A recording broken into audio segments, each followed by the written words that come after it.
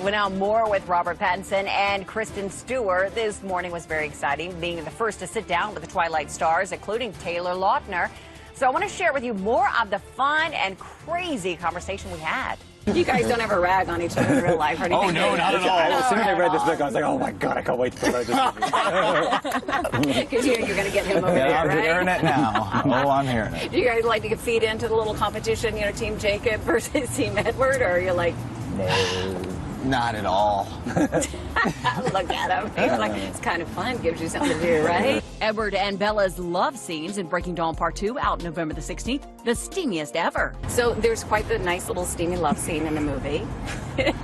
So does that make it easier or make it more difficult, the fact that you've done this franchise for so long and that you're very comfortable with each other? I feel like every single scene in this movie culminates with some kiss of some kind. It's like...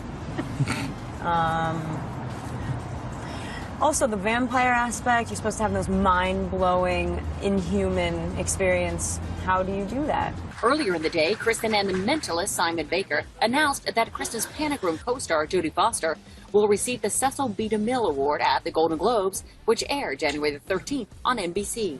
It is so rare to get these three to sit down together, so I didn't really know what was going to happen. We're really good at this. We just like, take everything you say and repeat it back to you and don't answer anything. Robert Pattinson and Kristen Stewart together. We have them before anybody else. So just this morning, I sat down with the Twilight couple along with their co-star, Taylor Lautner. It is another E.T. first. Still fighting. How are you? Good to see you. Good to see you. Welcome over here to my lawn. All right. I like having all three of you here. It's the end of such a huge franchise. What's it feel like? Bittersweet? Yeah, it's a little slightly worrying. It's a fragile economy at the moment. Of course, Breaking Dawn Part 2, out November the 16th, is the final chapter for these three in a long saga that began with the original Twilight in 2008. What is the biggest difference doing this last film compared to the first? The first was, I thought, I felt a lot more free in the first one. Felt quite dangerous.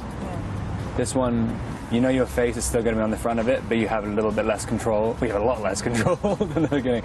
So it's kind of scarier. I think when it means that much to you, then it's kind of hard not to feel it.